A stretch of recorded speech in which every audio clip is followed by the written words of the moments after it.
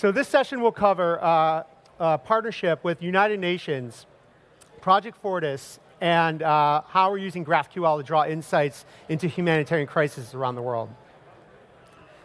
So a little bit about myself. My name's Eric Schlegel. I'm a senior engineer for Partner Catalyst team, and I'm based out of Austin. A big part of what we do is we use open source and emerging technologies to solve really challenging customer problems. So the partnership with the United Nations, OCHA, started about a year ago. And what OCHA does is they construct humanitarian aid plans for disasters around the world. These disasters can comprise of terrorist attacks, famine, refugee displacement. So a big issue that they faced was that these disasters typically occur in areas with very limited access, or in areas that are the most dangerous places on Earth, so Mosul, Aleppo, or Benghazi. So we held a Hackfest about a year ago in New York City to truly understand what the OCHA operations team does on a day-to-day to try to figure out what their day-to-day workflow is for monitoring these remote locations. And our goal was to accelerate the construction of these humanitarian aid plans, as well as improve the accuracy of these planning situations as well.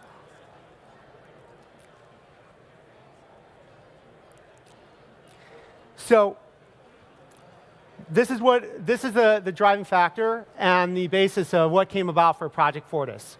So we built this thing, and what we're doing, so the main goal of Project Fortis is a pipeline that collects data from many different places, being able to compute it very fast through distributed computing, and provide insights and trends into what's driving the need for humanitarian aid.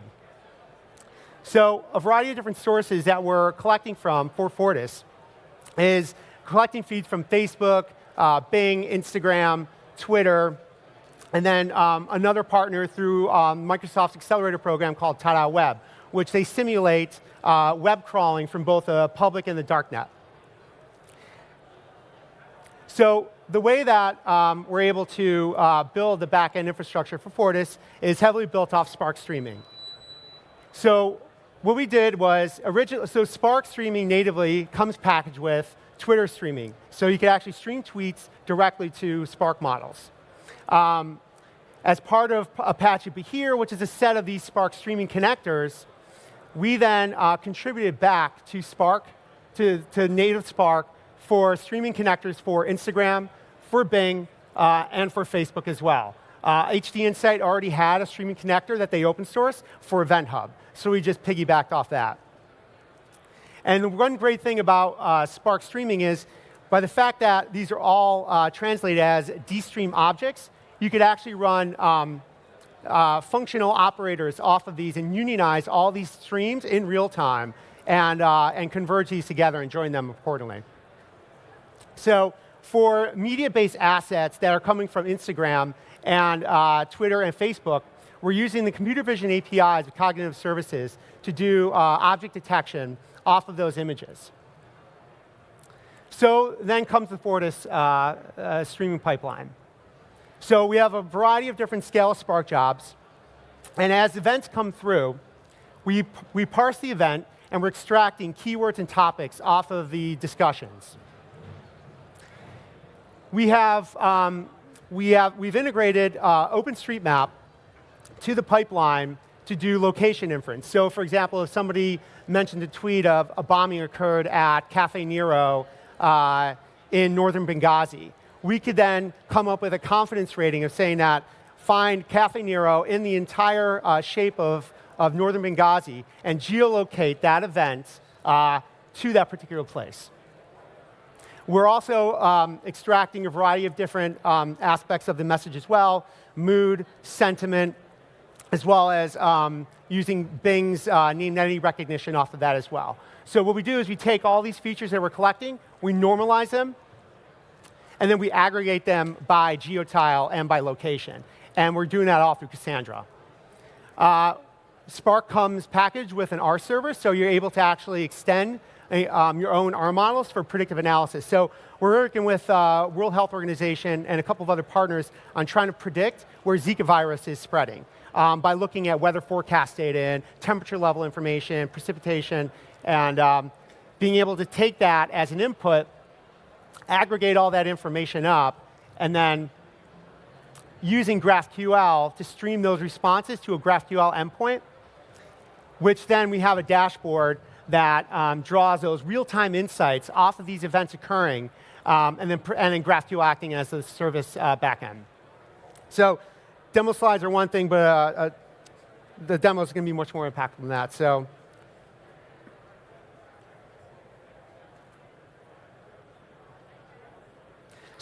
this is Project Fortis. So this is the actual Fortis dashboard. And when you first come in, we first provide what are the most trending topics that we've collected within a given area. So here we're showing that the mentions of attack, people, Libyan forces, and ISIS are mentioning. So we wanted to focus on a targeted scenario when we first collaborated with OCHA, and they wanted to focus on the post-Gaddafi situation in Libya to track refugee displacement. So here you have a heat map indicating all the mentions of these topics. The color is indicative of the sentiment, and the number is indicative of the total number of mentions. At the top, on the top right-hand corner, you show a histogram, so you can indicate the trends and the peaks and the valleys of the different mentions over time. So here, we're going to say, show me all the mentions between suicide, ISIS, and armed. So just taking a look at the events that we're grabbing from Tata.web. Here, the newsfeed that you see on the right is going to be filtered based on the map bounds that you see in the heat map. So as we open up a detailed message that we're collecting, here we're collecting it from a blog site called independent.co.uk. You actually see all the words highlighted based on the watch list of topics that we've configured for this site. And then as well as on the left, all the locations that we're geolocating. And of course, the original article of the post.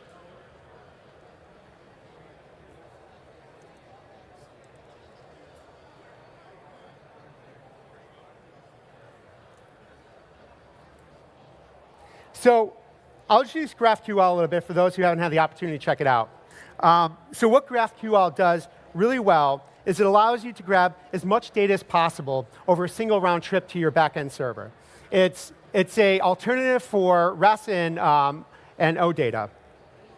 So imagine that you have a latent network that's 100 millisecond, even sometimes thousands of milliseconds of latency. The one key thing you want to do is try to minimize the round trips you have back to your backend web APIs. So GraphQL allows you to declaratively describe exactly what type of data you want to get back. So it was created by Facebook back in 2012. And why did Facebook create a new thing? Mainly because they ran into deep struggles of just retrieving data. So treating mobile as a first-class citizen, they had to craft a solution for high latency bandwidths. So just to check out the hello world of GraphQL queries. So here we're providing a query for an endpoint called traveler. So we're saying, give me the name of the most recently recorded traveler. One thing you'll notice is that this looks very similar to JSON. It's very JSON-esque. You have curly braces. Those curly braces is called a selection set. And then within within a given query, you could also have parameters as well.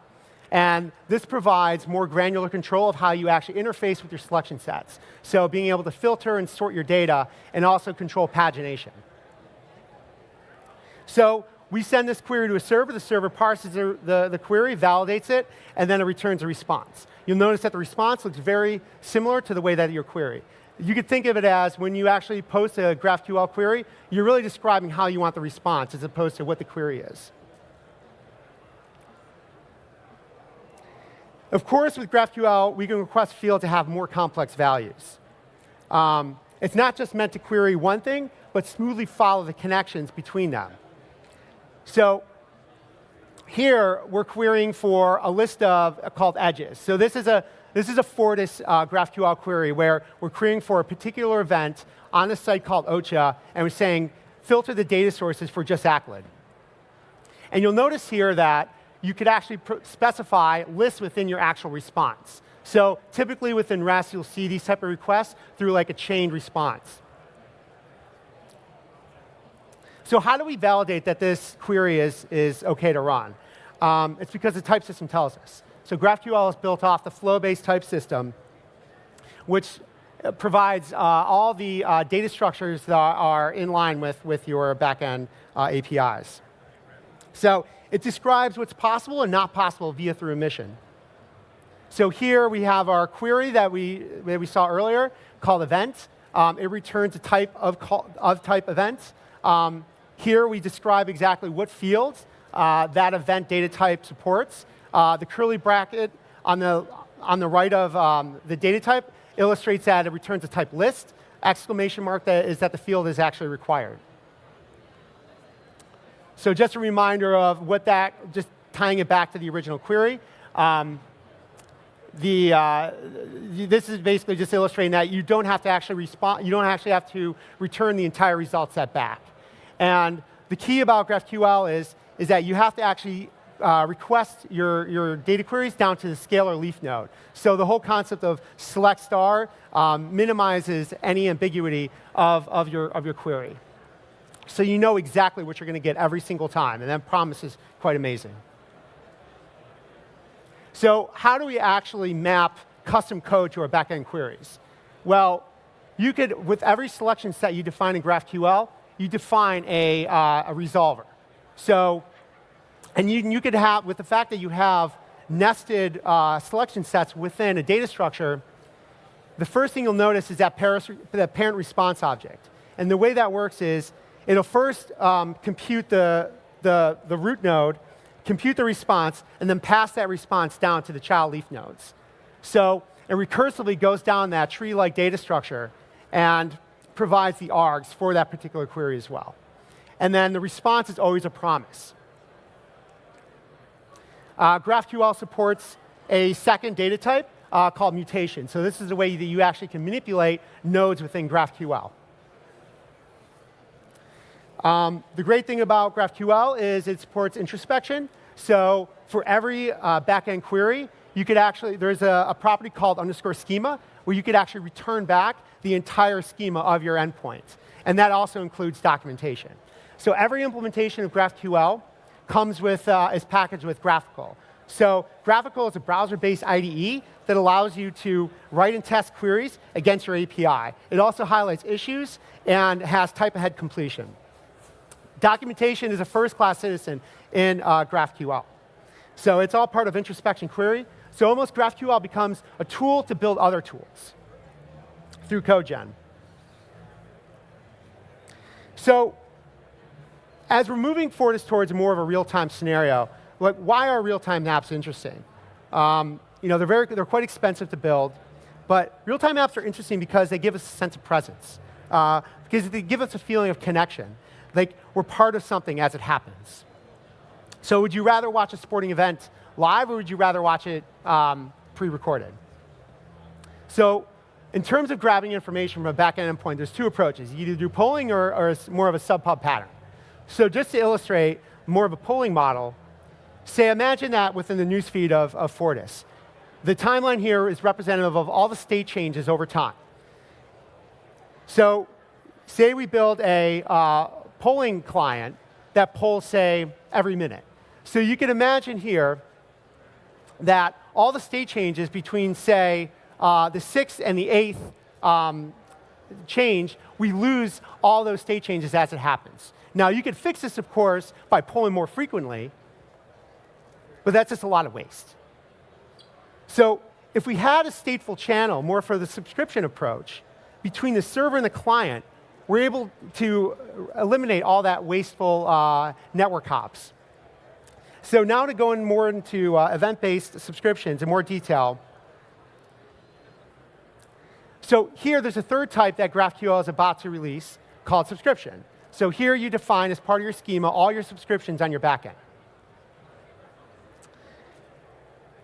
So in terms of actually having a client request and subscribe into it as a topic, here we have a subscription called Events Added. So this is the events channel. So anytime a new event is added to Fortis, we want to know about it. And then in line, you're able to provide also what type of data structures you want to come back from that. With subscriptions as well, you could actually provide filters. So say you're only interested for events that were categorized for sports. So this stuff is super exciting as you're able to build more reactive backend extensions. They kind of work similar to the way reactive front-end extensions work. So you have observables. You're able to subscribe to those observables. As your database nodes were to change, those data nodes are actually pushed down to all your clients in your devices that are subscribed into that event channel. So just to talk about how the actual real-time event flow works in Fortis. You have a GraphQL backend server. So you say, for example, you have two Fortis dashboard clients subscribed into a particular channel. We're able to build through a pub-sub approach. The GraphQL subscribes to a topic. So say you have tweets and Facebook comments and posts stream through Spark Streaming or aggregate them through Cassandra.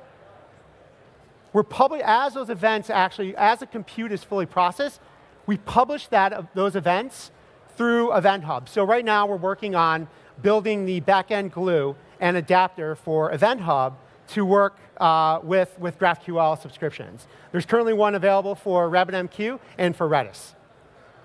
So those are published to the pub-sub system. Then the pub-sub system then responds those mutations back to the GraphQL server. Then GraphQL then responds back to all the clients. And then, of course, the variety of other GraphQL requests happen directly off of Postgres and through Cassandra.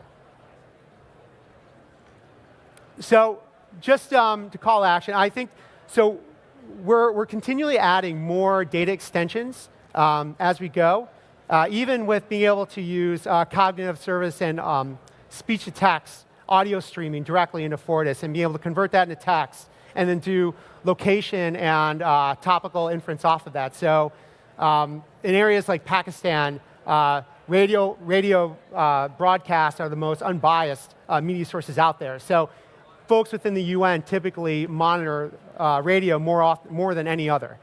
So being able to actually add that into Fortis as well, I think we're embarking on something truly amazing, truly special. So I encourage everyone to get involved, take a look at some of the tasks on our plate, and contribute to this incredible effort. So the source has been open sourced onto aka.ms/FortisCode. The demo video also is aka.ms/Fortis-demo, which actually go through more of a step-through description of all the features that we have in Fortis. And then the code story is just recently published at Fortis-Story. Thanks you all for joining.